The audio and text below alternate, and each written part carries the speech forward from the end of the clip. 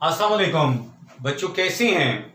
Third lecture बेटा हमारा related with moles था और जब हम फाइनली मोल्स को हमने डिस्कस कर लिया था तो बेटा हमारे पास उस फाइनल रिजल्ट्स में हमने एक फॉर्मूला डिस्कस किया था कि भाई मैस और मोल्स के दरमियान क्या रिलेशनशिप होता है। तो बेटा बड़ा सिंपल सा रिलेशनशिप है मैस और मोल के दरमियान। वो ये है कि भाई आपसे कहा जाए mass of the substance divided by molar mass, आप मोल्स कैलकुलेट करते हो और अगर आपने मैस कैलकुलेट करना हो तो मोल्स इनटू मोलर मैस। ये हमने दो फॉर्मूलाज को डिस्कस किया था। अब बेटा इस लेक्चर में हम कुछ न्यूमेरिकल टाइप क्वेश्चन हैं वो डिस्कस करेंगे और उन दोनों फॉर्मूलाज को अप्लाई करेंगे। जैसे ये क्वेश्चन है, how many moles of water are present in 36 gram. अब बेटा ये इसमें घबराना नहीं है, क्वेश्चन यही होते हैं। यहां पे वाटर आ जाएगा, वाटर की जगह NaCl आ जाएगा, आयंस आ जाएंगे, हीलियम आ जाएगा, एटम्स आ जाएंगे, लेकिन टाइप यही रहेगा। मैथ चेंज हो जाएगा, 36 हो सकता है, 100 हो सकता है, कुछ भी हो सकता है। लेकिन बेटा जो भी हो आपने इसको कैसे करना है। तो बेटा बड़ा सिंपलेस्ट वे है, सबसे पहले डाटा लिखते हैं। Mass of water 36 gram, moles of water आपने कैलकुलेट करने हैं। तो कैसे moles of water mass of water divided by molar mass of water, तो कैसे 36 डिवाइडेड बाय 18 2 मोल्स हमारा आंसर आ जाएगा। 36 डिवाइडेड बाय 18 2 मोल्स हमारा आंसर आ जाएगा। इस तरह हम जो है वो मोल्स ऑफ वाटर जो है उन्हें कैलकुलेट कर लेंगे। इसी तरह मैं एक और क्वेश्चन आपसे पूछता हूं जो इन्हीं फार्मूला से रिलेटेड है और कुछ आपको क्वेश्चन लिखता हूं, आपने उनको खुद सॉल्व करना है।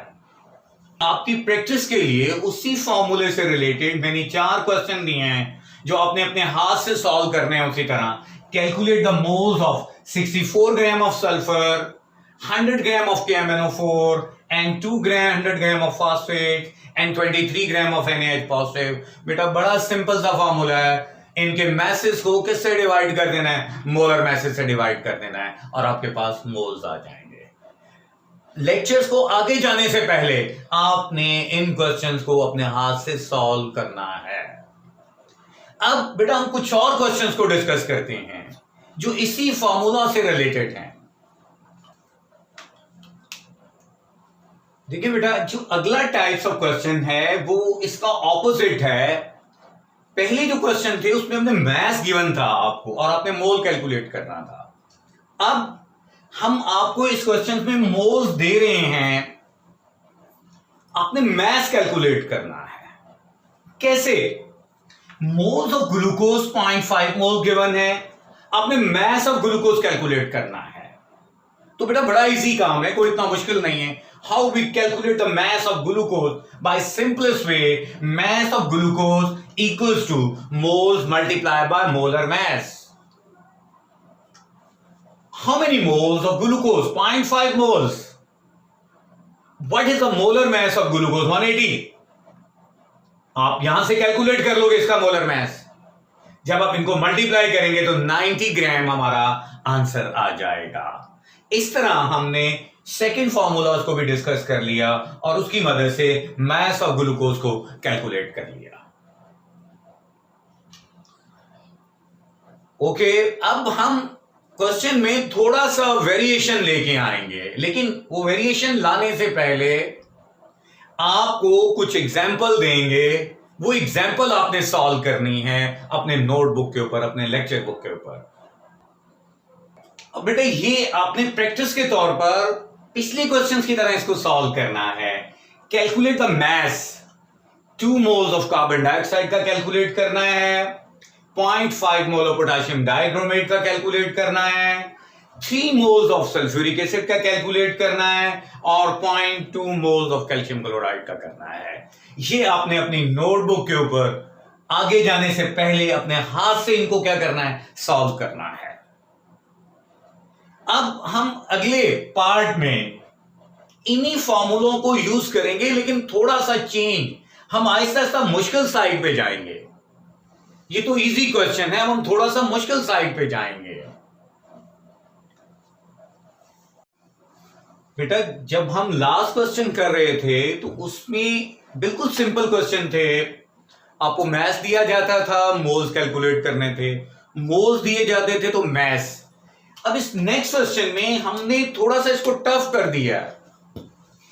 क्वेश्चन ये है, calculate the moles of carbon in 90 gram of glucose. हमने 90 ग्राम ऑफ ग्लूकोज में मोल्स ऑफ कार्बन को कैलकुलेट करना है, तो कैसे कैलकुलेट करेंगे? बेटा ये याद रखिएगा, स्टूडेंट यहां पे गड़बड़ क्या करते हैं, उन्होंने रट्टा लगाया होता है जस्ट फार्मूला को। मास ऑफ ग्लूकोज 90 ग्राम है, लेकिन बेटा मोल्स ऑफ कार्बन पूछा गया है। अब स्टूडेंट क्या करते हैं, यहां पर मोल्स ऑफ कार्बन लिखते हैं और मास ग्लूकोज का लिख दिया, नीचे मोलर मास कार्बन का लिख दिया और आंसर निकाल दिया। ये गलत है, ऐसा नहीं है बेटा। बेटा ये याद रखिएगा, ये जो फॉर्मूला लिखा हुआ है ना C6H12O6, इसको 1 मॉलिक्यूल भी कहा जाता है और इसको 1 मोल भी कहा जाता है। आप बेटा ये याद रखिएगा, मोल्स हमेशा उसी के आएंगे जिसका मास गिवन होगा। यहां पे मास किसका गिवन है, ग्लूकोज का, तो मोल्स किसके आएंगे, ग्लूकोज के ही आएंगे, कार्बन के नहीं आएंगे। तो पहले हमें मोल्स ऑफ ग्लूकोज कैलकुलेट करना है। कैसे? मोल ऑफ ग्लूकोज, बेटा mass of glucose divided by molar मास। अब नेक्स्ट आपने मास कितना है 90 ग्राम और ग्लूकोज का मोलर मास आप कैलकुलेट करेंगे तो 180.5 मोल बन जाता है। लेकिन बेटा ये जो 0.5 मोल आए हैं ये मोल ऑफ कार्बन नहीं है, ये मोल ऑफ ग्लूकोज हैं। अब आप by unity method moles of carbon calculate करेंगे। कैसे? आप कहेंगे 1 mole of glucose contain mole of carbon. देखिए क्या फॉर्मूला है बेटा, 6। इसी तरह हाइड्रोजन का पूछा जा सकता था। अगर हाइड्रोजन का पूछता तो आप यहां पे 12 लिख देते, अगर ऑक्सीजन का पूछता तो आप 6 लिख देते, अगर टोटल मोल ऑफ एटम पूछा जाता तो आप 24 लिख देते। तो देखिए 1 mole of glucose contain mole of carbon 6 मोल। लेकिन बेटा हमें 1 में तो नहीं चाहिए, हमें तो 0.5 मोल में चाहिए। 0.5 mole of glucose contain mole of carbon. कैसे? 6 को आपने मल्टीप्लाई कर दिया किसके साथ, 0.5, 3 मोल हमारा आंसर आ जाएगा। ओके, तो इस तरह हमने ये क्वेश्चन जो है इसको सॉल्व करना है। अब मैं आपको कुछ एग्जांपल दूंगा, आपने उन एग्जांपल्स को खुद सॉल्व करना है। ओके, नेक्स्ट अब बच्चों आपने पिछले वाले क्वेश्चन को बेस बनाते हुए ये 3 क्वेश्चन सॉल्व करने हैं। Number first, mole of oxygen in T 200 gram of KMnO4।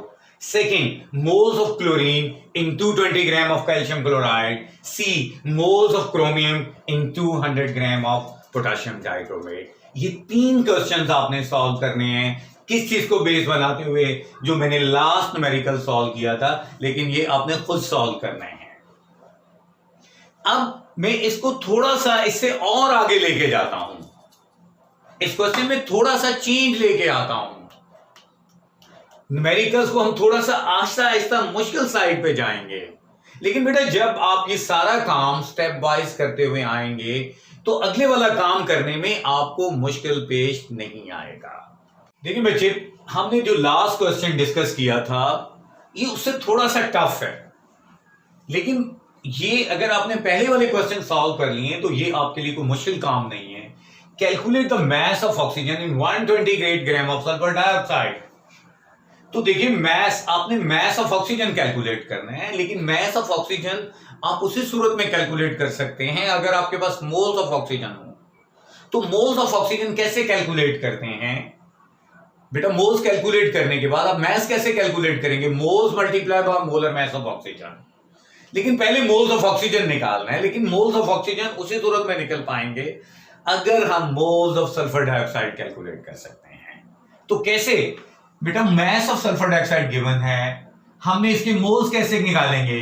Mass, moles of sulphur dioxide, mass of sulphur dioxide divided by molar mass, 128 divided by 64, 2 moles आ जाएगा। तो 1 mole of sulphur dioxide contain mole of oxygen 2 moles. 2 moles of sulphur dioxide में कितने आ जाएंगे? 2 multiply by 2, 4 moles. Next, mass of oxygen कैसे निकालेंगे? Moles into molar mass, 4 multiply by 16 equal to 64 gram. इस तरह हमने जो मैस है वो हमने कैलकुलेट कर लिया है, किसका? ऑक्सीजन का। अब मैं आपको कुछ एग्जाम्पल दूंगा, वो एग्जाम्पल आपने खुद सॉल्व करनी है। ओके, आपने अब जो पिछले न्यूमेरिकल से रिलेटेड जो क्वेश्चन है, मोल से रिलेटेड, वो ये आपने सॉल्व करने हैं। Number 1, calculate the mass of oxygen in 64 gram of sulfur dioxide, mass of oxygen in 2 gram of KMnO4, mass of hydrogen atom in 90 gram of glucose। इनको सॉल्व करें, और अगर कोई मुश्किल हो तो आप मुझसे थ्रू मैसेजिंग भी पूछ सकते हैं और थ्रू फोन भी पूछ सकते हैं, अगर आपको कोई मुश्किल हो। Thank you very much.